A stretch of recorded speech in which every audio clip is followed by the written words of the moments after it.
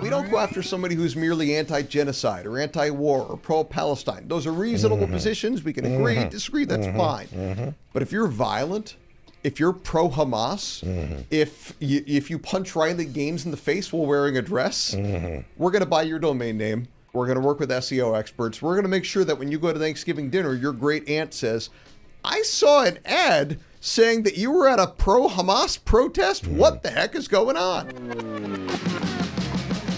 Mainstream media gives you the impression that there is nothing good about America.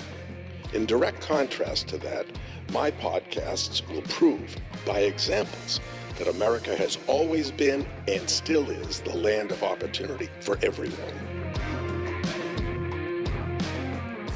Hello, and welcome to another episode in the series Life Lessons with Dr. Bob. My guest today is Adam Guillette, the president of Accuracy in Media. Accuracy in Media, or AIM, A-I-M, uses undercover investigative techniques, such as interviews with hidden cameras, to expose corruption and to hold woke organizations, politicians, and public officials accountable for their actions. Now, if this reminds you of Project Veritas, it should, because prior to joining as the president of Accuracy in Media in 2019, Adam worked at Project Veritas as its vice president of development.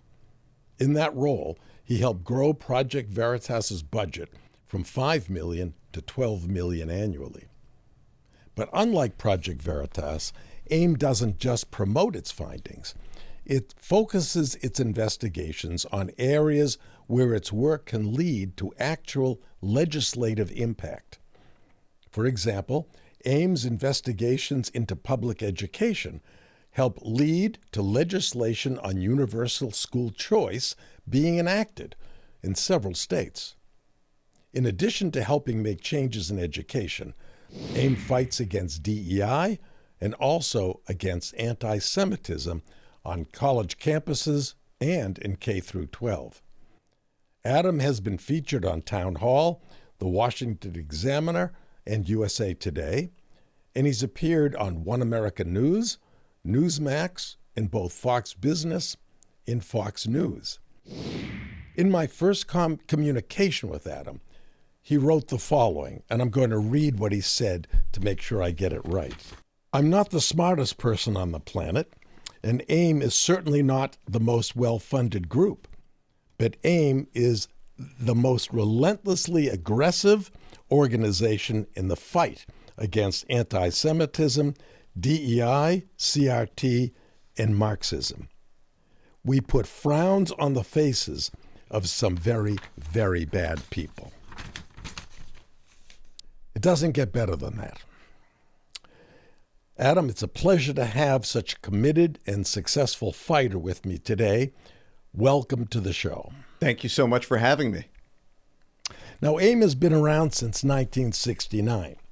Its objective back then in the early years was to correct inaccuracies and biases in the American media. How has its mission changed? A great question. You know, when our founder, Reed Irvine, passed away, the New York Times credited him or blamed him with creating distrust of the mainstream media. So to a degree, mission accomplished. Americans do not trust the media anymore, nor should they. So our direct targets have changed. And instead of going after the media as much, we go after social media, lying influencers on social media. We go after new media outlets like BuzzFeed and now this. And essentially, since the media have given up their job of actually doing real journalism, like hidden camera investigative journalism, we've taken up that mantle for them. Let's talk about some of AIM's recent successes.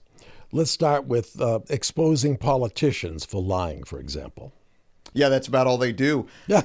We joke that it's great that cops wear body cameras. It's good for the public, it's good for the officers. And I wish that politicians wore body cams.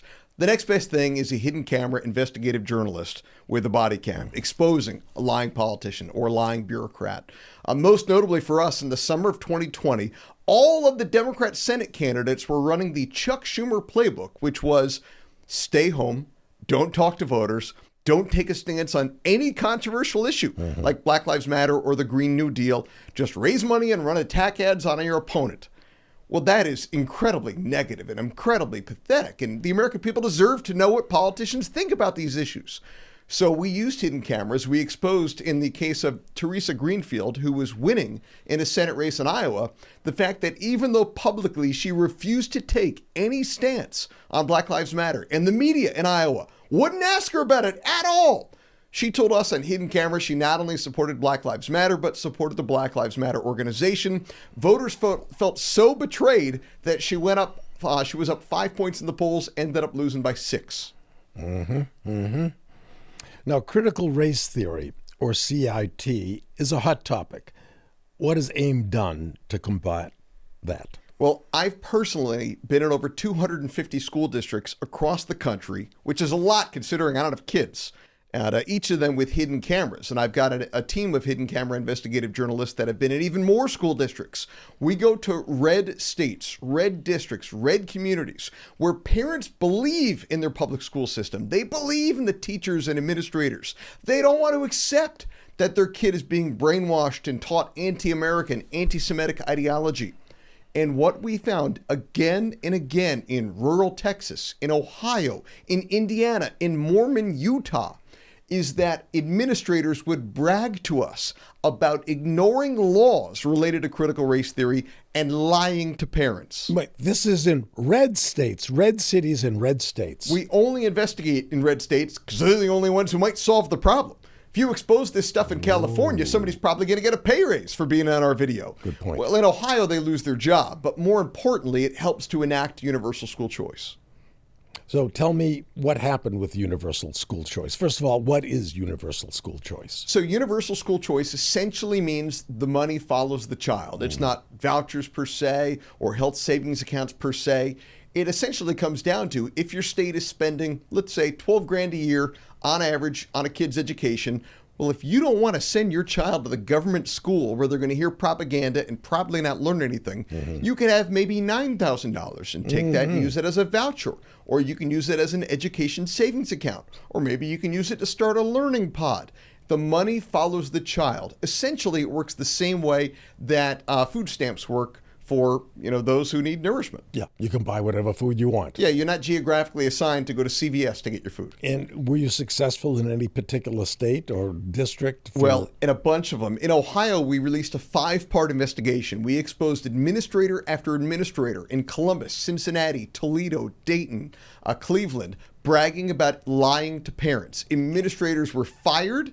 They held emergency school board meetings and respond to our investigations, and they enacted universal school choice. Utah did the same. In fact, their attorney general asked for complete copies of our videos so he could launch his own investigation. We also had similar success in Wyoming, in Idaho. Iowa, we had great success and played a major role in getting bad Republicans primaried and in getting universal school choice enacted there. And we had success in Indiana. We're working on a number of other states as well. Okay, so you go in claiming to be somebody you're not, and you're recording these things. What do you do with those recordings? How do you get them on air in front of viewers to get people upset? Great question. We go in, we capture the content, and then we sit on it. And we wait for the most opportune time where it can make the greatest possible impact and is of the greatest interest to the general public. So in the case of Ohio, we captured content for the greater part of a year. And then we waited until their legislative session started, and they introduced legislation related to school choice. Well, we thought, well, this might be an opportune time where we're more likely to get attention for it and where there's a potential legislative solution for the problem that we're exposing. And we dropped the videos one after another, after another, after another. Now, you say you drop them, so how do you get them on air? We release them on every single social media platform, long form on YouTube and Facebook, chop up little clips for Instagram and Twitter and TikTok. And then local media really loves our stories because parents are outraged by this sort of thing. So, we got covered in Ohio by the Cincinnati Enquirer, the Columbus Dispatch, NPR. We got similar outlets in Utah, and Indiana, Wyoming, Idaho. Because parents want to rely on their local school system. And when they learn that they're being lied to by these people, they're outraged. And you get them, or you keep them from getting elected. That's the goal. Well, the goal ultimately... To get them fired. Yeah, the goal is just legislative solutions are the best. It's fun seeing bad people get fired, and we get a lot of that, but they're often replaced by somebody just as bad, but smart enough to keep their mouth shut. The real solution is legislative impact for a problem like that. Changing the laws or That's enacting new laws. Yeah. Now, what about college campuses? Diversity, equity, and inclusion, of course, is the byword, and that's what everybody thinks we should live our life by. That merit doesn't count anymore, that how smart you are, how capable you are is secondary. What's most important is DEI. You're putting it mildly when you say that merit doesn't count anymore. They're now teaching that merit is racist. They literally teach students in red states in K through 12 that the notion that the most qualified person should get the job is racist.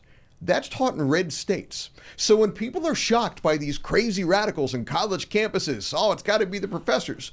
Well, no, they've spent 13 years in K through 12 ed hearing this sort of DEI garbage. So they're already radicalized when they show up on the college campus. They're already in place. In response, some states like my state of Florida and Texas have banned DEI in higher education.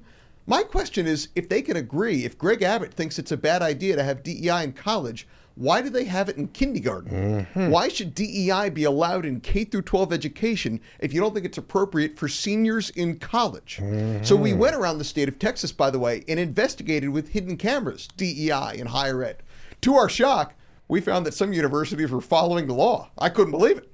But not surprisingly, a half a dozen universities had administrators who bragged to us about how they don't let politicians tell them what to do. They don't let the law tell them what to do. Right. One person got fired, and we're putting pressure on the legislature to rein things in.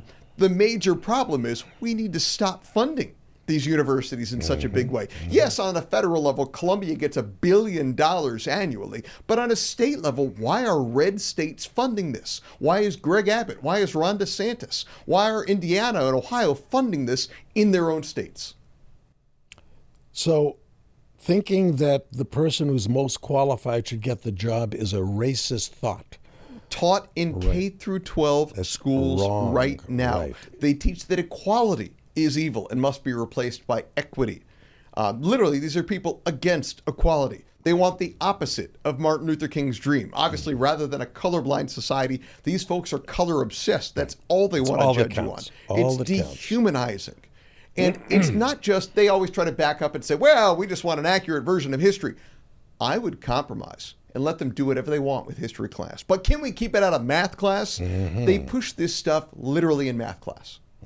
Yeah, I remember reading an article where the author of the article was proposing that math is racist.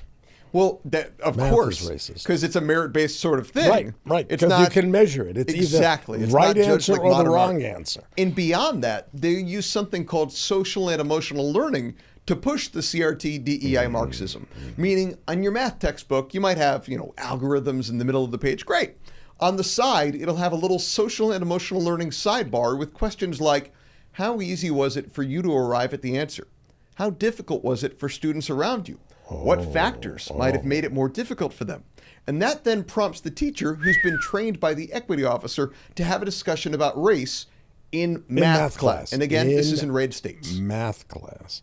Now, it must be that you get some pushback given the work that you do, exposing lying politicians and teachers or boards of directors or school boards where they're obviously going against the law and doing whatever they want.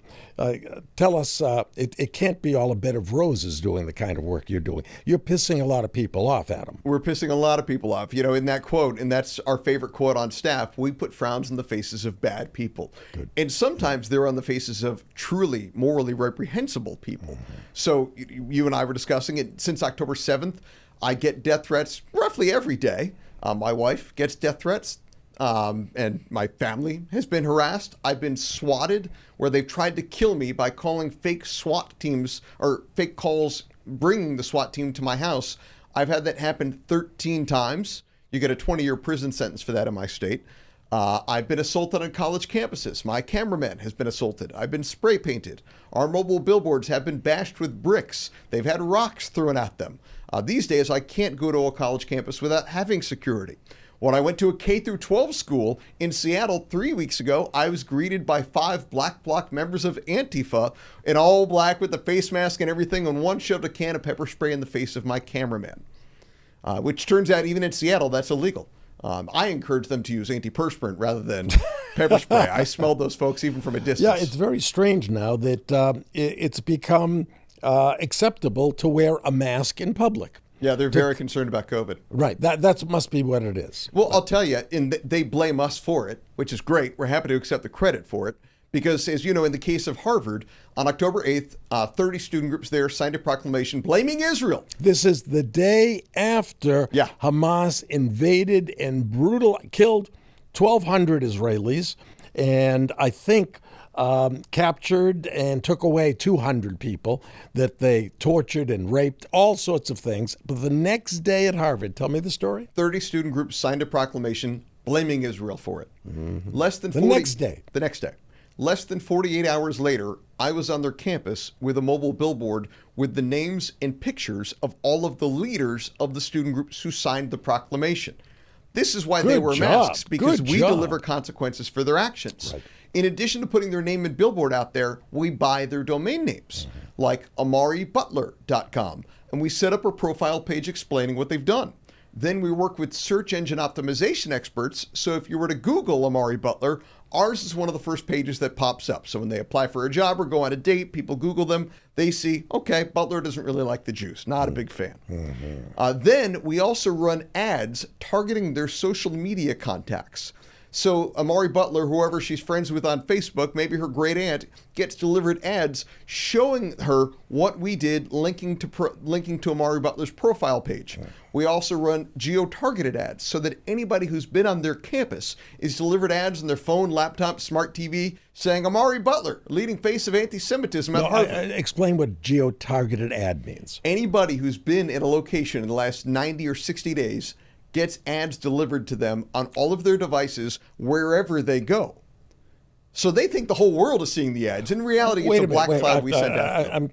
Give me a back up into the details. Yeah. How do you get the data of where people were on a particular day? We just target their campus most commonly, yeah, or their place of employment, and we could deliver ads to anybody who's been in that building in the last 60 days. But where do you get that information? Are there companies that can... There are wonderful companies that usually use this sort of stuff for business marketing purposes. Yes. I use it to make anti-Semites frown. I think I'm doing better with it. So you can contact these guys. This is above board, right? Yeah, very There much. are companies that have names like whatever it is, and you contact them and you say, I want to buy the following. I want to buy the email addresses of anybody who was at Harvard University these 2 days. You don't even buy their email address. It's essentially the metadata from the geo location on their phone. So it pulls up, I guess, information related to their phone, and anybody whose phone has been on that campus, and you can do it as small as this building. And then you get the phone number so you can send them? You don't even need to. I guess it works with Google AdWords, but if they pull up a browser on their phone or something where an ad might be delivered, our ad will be delivered to them. If they're on their smart TV and using a Roku and you got an ad on the right side, they might get our ad. On your laptop, you have ads on web pages, they might get our ad just because they were on that campus in the last 60 days. But again, the details of the procedure. You call them, you say, I want the following ad to be sent to the people like XYZ.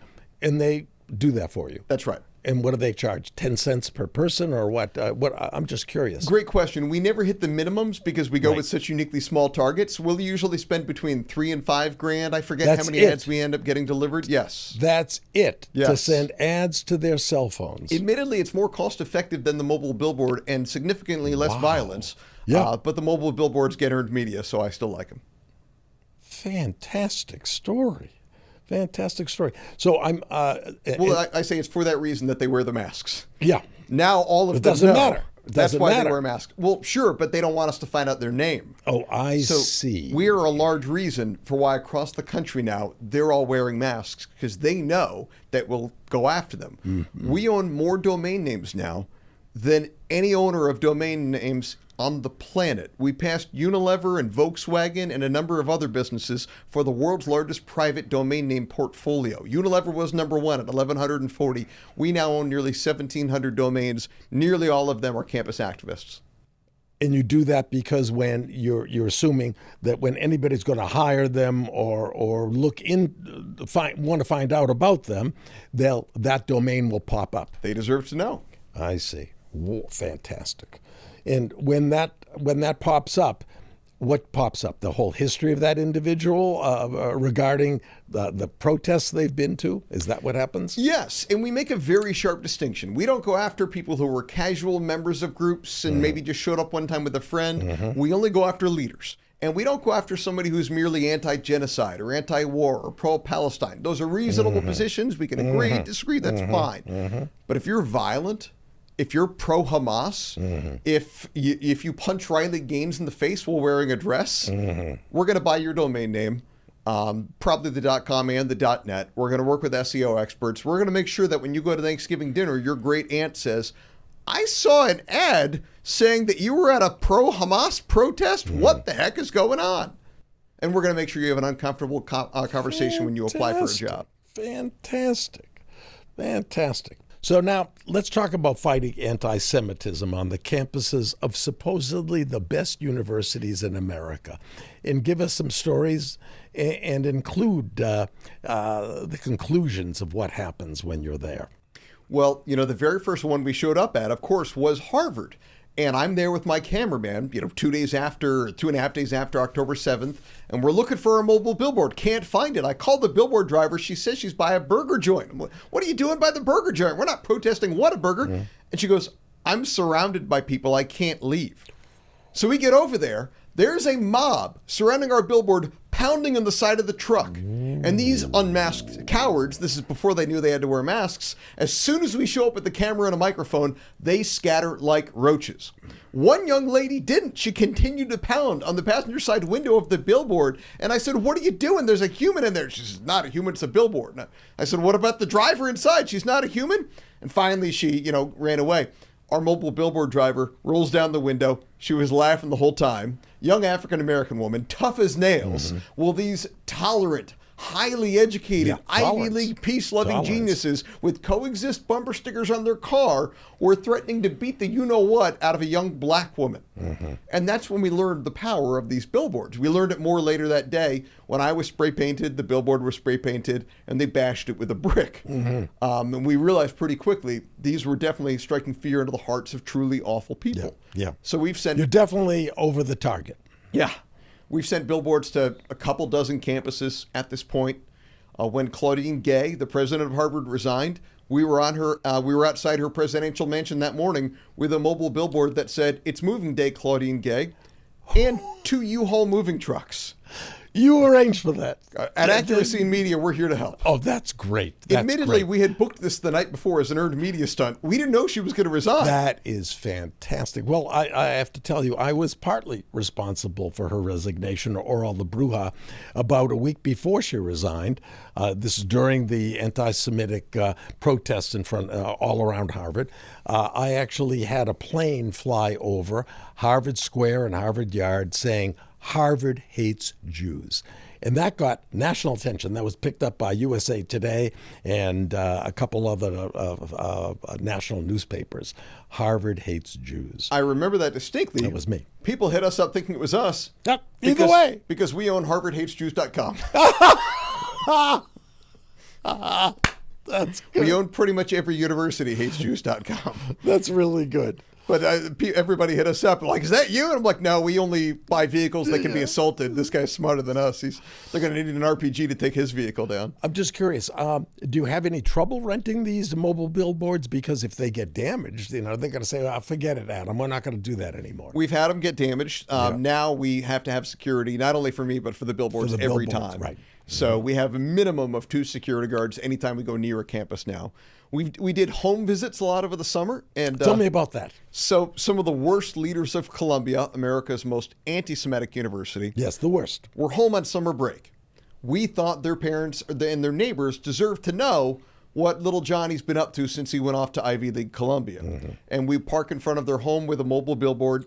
Beautiful. So-and-so hates Jews with the domain name in the picture, and you could see exactly what they did. And we learned that if you park a billboard by someone's house, inevitably they come out and scream at the billboard driver. So we decided, well, we can't send a billboard without a cameraman. So now anytime we do that, I go there with a cameraman. Fantastic. It's fun. Usually the parent comes out screaming and threatening us, calls the cops. Yep. The cops arrive and tells the homeowner, you better calm down or I'm going to arrest you. These people are obeying the law.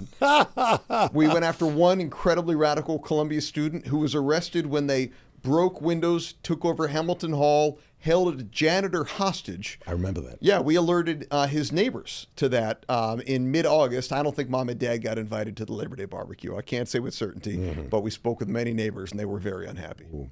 And the police are always obey the law. They don't tell you to move the van or move the billboard. Correct. They support you. We adhere to every law. Right. Unlike these kids, with these college students, we adhere to every law. We went after one K through 12 educator in Philly, and it was the first time we did a home visit where I thought we might need security. This guy is an incredibly anti-Semitic teacher. Parents were outraged, but the teachers unions own the schools, so they couldn't fire him. So we sent a billboard to his school. We sent a billboard to his home. We waited for him to arrive home so we could ask him questions. The cameraman spotted him. I followed him all the way from his car to his house, asking him questions. As soon as he ducks inside, we turned to leave. And then he stuck his head out the window, and this is in Germantown, which is a very African-American community, stuck his head out the window and shouted to some street people, "They hate black people!" And we had to head for Z Hills. And sprint on back to our billboarding cars. That was very smart of him. Yeah. It's shrewd. Wow. So now we use security for home visits as well. Fantastic. Yeah. Fantastic. I'm just curious, what do you pay for mobile billboards? What does it cost per day? Varies wildly based on the market, and on if they have to travel into that area or if they're from that area, and on the vendor that we're using. Our least expensive vendor is about $1,100 or $1,250 a day. That's fantastic. He's only local to New York, and there are certain projects he won't do because he doesn't want to have to reimburse or pay for stuff to get fixed, even if we pay. Right. Other vendors who will take any job are, maybe $3,000 or $3,500 a day. Yeah, I just paid $5,000 a day. That's way too much. In Newton. In Newton? In Newton. I've got plenty of vendors that have been at Harvard. They're less. Oh, okay. Well, I got a Rolodex of billboard vendors at this point. I should have called you. Next time I will. I paid $5,000 a day for 2 days for 2 vans. Wow. Yeah, that was a lot of money. Well, anti-Semitism is a significant problem in the United States now, in particular on college campuses. And there's a lot of discussion about how to fight anti-Semitism. And I believe you can't fight anti-Semitism because anti-Semitism is a philosophy, and it's been around for over 3,000 years. Education won't be successful in reducing anti-Semitism. If someone hates Jews, you're not going to teach him that many Nobel Prize winners are Jewish and he's going to change his mind. And legislation won't be successful either.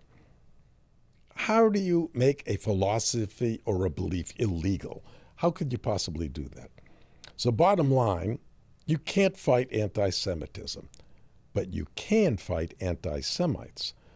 And if you punish anti-Semites, then anti-Semitism will creep back into the hole where it came from.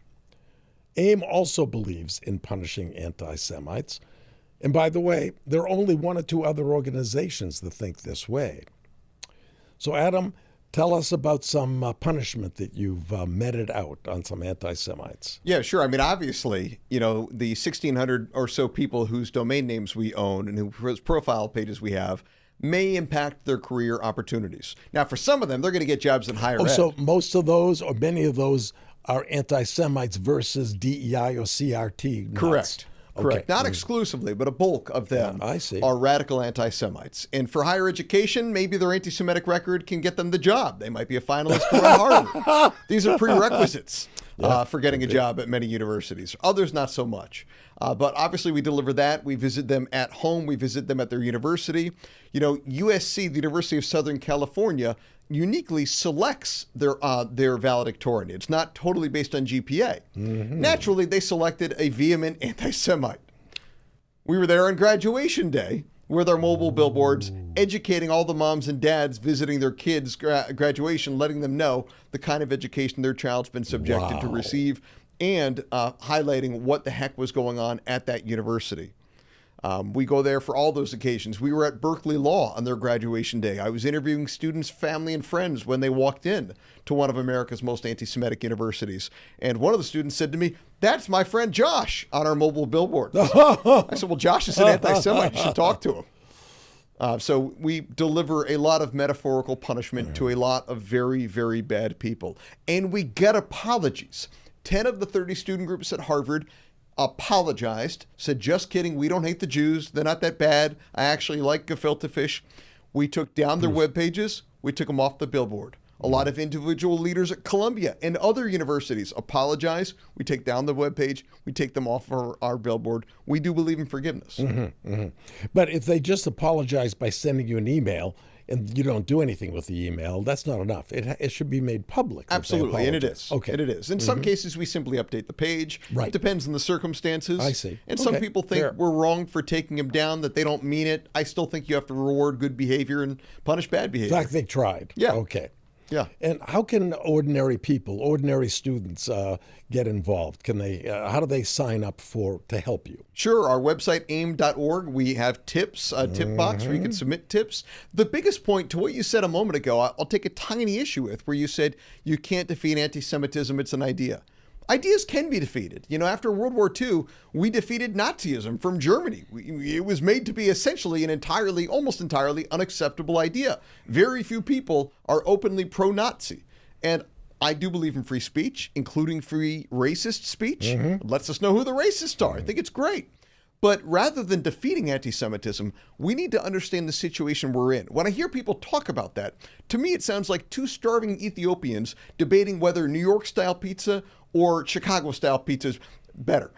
They're so far removed from that it's not even worth debating. So the notion of debating anti-Semitism, we're so far removed from that opportunity. What all of us must be intensely focused on is stopping them from normalizing anti-Semitism. That's what we're at great risk of having happen right now, because they've made anti-Semitism a part of DEI. Right. And DEI has proliferated everywhere. As I said, it's in red states. Fort Worth ISD is one of 22 different school districts in Fort Worth. And this isn't Austin. This isn't a crazy liberal area. Fort Worth ISD alone has a dozen. What does ISD mean? Independent School District. Okay, yeah. They have a dozen full-time, non-classroom members of their equity team. What are those people doing all day long, if not pushing DEI and CRT and all of that garbage? What is their job? And that is Fort Worth, Texas. What do you think is happening in purple states? What is happening in blue states? That's how bad of a situation we're in. Because in all of these districts, they're teaching people that Israel is settler colonialism. They're teaching students that America is an oppressor state, and violence against oppressors is acceptable because it's merely resistance to oppression. By any means, right. That's what children are learning in red states. Parents want to think it doesn't happen in my community. I met the teacher, and they were nice. I meet those same people, and they brag to me about how they lie to you. If you got a parent, if you got a child, get them the heck out of traditional public schools. There's no state in which I would feel comfortable sending a child there. I understand something more recent regarding finding politicians who are lying and cheating or underhanded about the COVID czar in New York. Was that New York City or New York State? New York City, that's right. Okay, New York City. And what did you discover? So Steven Crowder's team actually did a great investigation into this guy who's the COVID czar, or was the COVID czar, under Mayor Adams' regime during lockdowns. And he said to a hidden camera investigative journalist from Steven Crowder, he bragged about attending sex parties during lockdown and recognized the hypocrisy of it. You know, it's bad enough your governor was going to the French Laundry and having fine dining during the pandemic without a mask. This guy was having sex parties and doing drugs while telling the rest of the city to lock down. Well, people were unable to see loved ones who were dying in a hospital because Andrew Cuomo forced them to accept COVID positive patients. While all of that was going on, this guy was hosting sex parties. Now, was this an undercover video that AIM did? No, Steven Crowder did. Okay. So we didn't care for that very much at all. And Rush Limbaugh... Competition. No. We cared for the investigation, not for what the COVID czar did. Okay. But in the words of Rush Limbaugh, I believe in demonstrating absurdity by being absurd. So we sent 2 protesters with a mobile billboard to his home from a fictitious organization called Swingers Against Lockdowns. And we owned the domain name swingersagainstlockdowns.com. Jay Varma was the COVID czar. We also set up jvarma.xxx, where you could send one message that goes directly to him, demanding an apology and an explanation. And so wait, you did this at his home? Yeah. We had 2 actually comedic actors who were incredibly funny, pretending to be from the fake organization Swingers Against Lockdowns, passing out literature to all the neighbors because they were very unhappy that they weren't able to spread, their own diseases during the lockdown. It's a tragedy that they couldn't do that. It's true. So I think what we're going to do is include that video in this podcast, because you have that video, right? We can get that video. Okay. It should have been illegal, and he should be ashamed of what he did. You know what? You have to really think about what it was, because they shut down mom and pop shops during COVID. They left open Home Depot. They're shutting down our swingers parties, but the big guy, Jay Varma, is allowed to have his parties. Mike and I had one with our friends, in August of that first summer. So we rented a hotel. It was fun. We all took Molly, and it was 8 or 9 of us, and then 10 of us in one room, and everybody had a blast. We're swingers you know what's against going on? It's horrible. We just want to inform you about what's been happening. Yeah, we know. Today we're hanging out flyers. These are swingers against lockdowns. Can't stop love with a curfew. Yeah. But they tried. This guy, Jay Varma, locked down New York during COVID, and then he was having these Diddy parties in his place. Real Diddy parties, drug-fueled sex parties. I gotta go. All right, yeah. Okay. All right. Have a good day, man. We couldn't swing at all. It was illegal to have parties. We were testing people to come over. We had to have masks on, stay 6 feet apart. And this guy, no, I can't. Where is he? He lives on this street right down there. What is your name? Jay Varma. Jay Varma, Indian. Yeah. He's doctor. Dude. Swingers against lockdowns, bro. That's fun. That's fun. Thanks, That's man. a good one. Oh, and if you want to continue on that, we first started doing the mobile billboards from actually going after Andrew Cuomo when he got an Emmy Award. That's how we came up with the idea for it. Famous politician, of course, who is no longer a politician, Andrew Cuomo, who was the governor of New York. And that motivated you to think about how to out him. And that's what started you with mobile billboards? Well, our organization lives at the intersection of politics and culture. These days, I think cultural institutions are so much more influential on American politics than politicians are, because everyone lives in their own echo chamber. They listen to news and read news that reinforces their own viewpoints.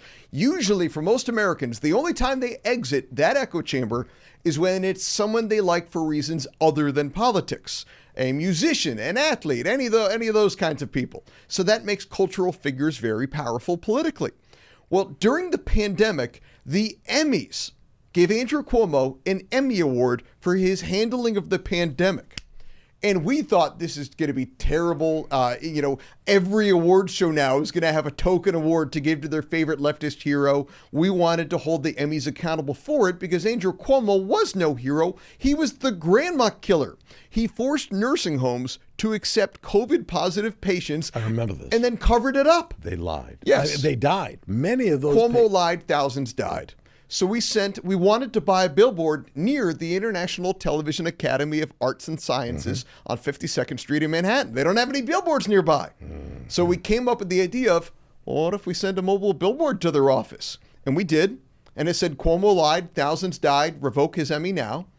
And we realized, well, this billboard's mobile. We could send it to the homes of some of these Emmy voters who live in Manhattan and park it in front of their house. So when they have to get home from work, they got to explain to their neighbor why they gave Cuomo an Emmy Award.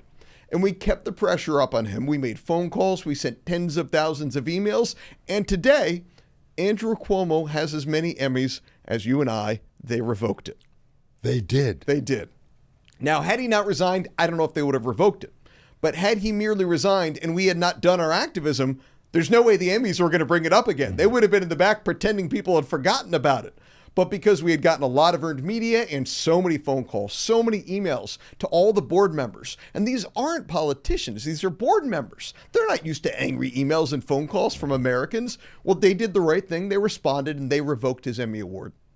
Now, he resigned. Unfortunately, he didn't resign because of the people, the thousands of people whose deaths were caused by him. I think he resigned because there was some sexual affair that he was that people learned about. Isn't that correct? I think that's right. I think that's also a prerequisite to be a statewide elected official in the state of New York, that you've got some kind of sexual scandal going on. Something in New York. But, I mean, it doesn't make sense. He should have been fired, maybe even tried or put in jail for the stupidity of sending ill people to a nursing home of frail people who just don't have any ability to fight off disease. Sickeningly stupid. Right. And I'll give a pass to people early on in the pandemic who didn't know any better. This is the first time we've had to deal with this. You're doing the best you can. I'll give politicians a pass at that time. But pretty quickly, we all realized sending COVID positive people to the demographic most likely to die from COVID, not a brilliant idea. Right. Then you lose your pass. And then when you lie about it and cover it up, oh yeah, that's a real problem. So that's why we were really thrilled to see him go, regardless of the reason for it. Regardless of the reason. But yes. He got fired or pressure to resign because of a dalliance, a sexual relationship, rather than killing people. That's right. But from that, we learned these mobile billboards are effective. Great. So at Stanford University, when a federal judge spoke, and because he was appointed by Trump, the students there didn't like him, so they shouted him down, and they shouted things like, "I hope your daughters get raped." So we sent, we got mobile billboards. Let's do that. 48 hours later, we had a mobile billboard on their campus at Stanford with the names and pictures of the leading students. And we decided for the first time then, this is 2 years ago, let's buy their domain names. And the dean of DEI joined in with the protesters at that, if you remember. I do She remember took that. the stage. Her name was Tyrion Steinbeck. We said, what the heck? Let's buy TyrionSteinbeck.com. And set up an action alert where you could send one message that goes to all of the trustees of Stanford, which include the founder of Zillow. Do you think the founder of Zillow is used to getting 10,000 angry emails from Americans upset about what happened at Stanford's campus? And not this so much. was not just Stanford, it was Stanford Law School. That's right. So the students who were sitting there, supposedly listening to a presentation by a rather well-known judge, these people are going to become lawyers. Yeah. Well, And that's what they did. they're going to be Soros-funded prosecutors, to be Right, fair. prosecutors, But yeah, some of yeah. them might stumble into practicing law. So we sent our emails, we made our phone calls, Good and for you. Tyrion Steinbeck lost her job.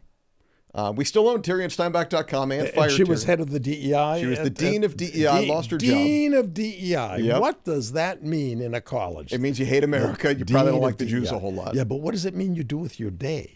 You train all of the other departments to push Marxism, yeah, and that's you right. watch over them. And To if they're toe the not, you're line. like a nun with a ruler in the 50s. To toe the line. Yeah, and most of them are probably happy to do that. But also, Stanford changed it, and they now require, I believe it's students and faculty, to take free speech training at their university. Yeah, you can imagine how effective that is.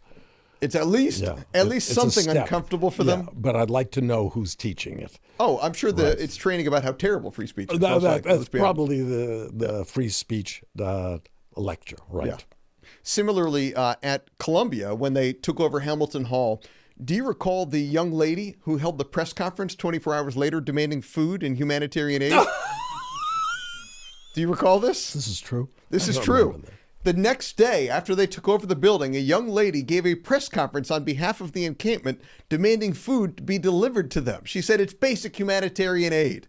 Now, even the media said to her, you can leave and go to the dining hall. The university is not under any obligation. You were breaking and entering. No. And, everyone laughed at her. Well, when I was at Columbia 2 weeks ago, I didn't realize it was her. Somebody pointed her out to me. She was working the table for the anti-Semitic organization, so I offered her some humanitarian aid. I said, we're going to Shake Shack across the street. You want anything, we'll bring it On over to us. you. Yeah. My humor was lost on her, as it is on most people. By the way, she's a grad student now at Columbia, and if anybody's worried that Columbia might have cleaned up their act, she's teaching Western civilization. the downfall of. I guess. Yeah. I doubt it's a positive glowing how best portrayal. to destroy it. Yeah, right. yeah. She's teaching Western civilization at Columbia. Someone who was breaking and entering at their university in the spring. And demanding food. And demanding food. But wouldn't accept Shake Shack. I was insulted. So are you really going to do this, tabling at a university and representing a Hamas? Just say you're Hamas and you're signing people up. And you can have the keffiyehs, you can have those to pass out, right? You know, I always ask them whenever I see the keffiyehs on these campuses, what happened to cultural appropriation? Heaven forbid I put a sombrero on. You guys are going to cancel me, run me out of town. Right, you guys are running around with keffiyehs. Did you all convert? Because it looks to me like a lot of cultural appropriation. Right there. Yeah, but when they do it, it's okay. That's right. We visited 2 Columbia students who are now in higher education as well. These are leaders of their openly pro-Hamas coalition at Columbia, and they're med students. And they're in residency at a hospital up in Cooperstown. Mobile billboards are mobile. We sent a mobile billboard to their hospital in Cooperstown, New York, and I was outside with the cameraman interviewing patients and neighbors about what they think about having a pro-Hamas physician possibly treating them. Yeah, They weren't happy especially to if see they're us. Jewish patients. Oh, gosh. Some of them have to be. Yeah, you would think. Wow. They weren't happy to see us. There's another organization that believes in punishing Jew haters, and that's StopAntisemitism.org. Leora Rez. And she goes one step. She doesn't do the mobile billboards, but she identifies these people and then sends letters to the boards of directors of the hospitals, for example, and she gets people fired. Yes. Oh, they do incredible work. Right. I'm fortunate enough to say that we partner with them at times. Good. They and Canary Mission more commonly find names than we do. We just take the names that they found and we run with them. Fantastic. To a much further degree at times. Okay. Well, I'm so happy that there are at least 3 organizations that are fighting Jew hatred. Definitely. Yeah. Unfortunately, very many of the Jewish organizations are not. They're not helping us. And what I do think is really nice and really helpful and fortunate to see is that I think many mainstream Americans are realizing that for most of these college students, it's not that they're anti-Semitic per se. They don't hate Jews per se. They hate Western civilization. They hate America. They hate success. Yes. They would just as quickly burn an American flag as an Israeli flag. Yeah. You've got the foreign students I've seen who do hate Jews. Sure. These are, Qatari kids and stuff. Fine. They really do hate Jews. But I think the majority of the students we encounter hate all of Western civilization equally. Because they've been taught that it's an oppressive regime, that we come from colonialism and racism. We all had slaves, evidently, and it has to be destroyed. There was an educator in Seattle, Washington. A guy teaches science class for high schoolers, Ian Golash. And he was teaching his class and posting on social media that America is an oppressor state, Israel is an oppressor state. And he posted on social media that October 7th was merely resistance to oppression and was justified. Parents were outraged. Teachers unions run the show, so they couldn't fire him. We showed up to his school with a mobile billboard. He took his class out on an impromptu field trip to greet the billboard. He didn't expect to be greeted by me. So I asked him, do you still feel like October 7th was justified? He said yes and doubled down in front of his class, in front of young ladies. And he denied that rape occurred. Oh, rape didn't occur. I thought we were supposed to believe all women. He says, no, rape didn't occur. And then I said to him, well, is America an oppressor state? He said, of course. I said, would it be okay then if Al-Qaeda showed up at Bonnaroo or Lollapalooza, killed a bunch of American girls here? Well, that's different. And then I asked him in front of his class, you've posted online, all cops are bastards. Did you say that before or after you were arrested multiple times? Which shocked his students because they didn't know he had been arrested didn't know he had a multiple record. times. That's right. Ian Golash is no longer a teacher for the Seattle public school system. You were able, or basically, to get him fired? He's pushing papers in the district office, I believe. Okay. But he's not teaching. No, he's not teaching. Fantastic. Tell us about what's coming up soon. Well, what are you working on? We'll be visiting some particularly unpleasant people. We'll be at UC Irvine. One of the worst. One of the worst, highlighting all of those who were arrested at their pro-Hamas encampment.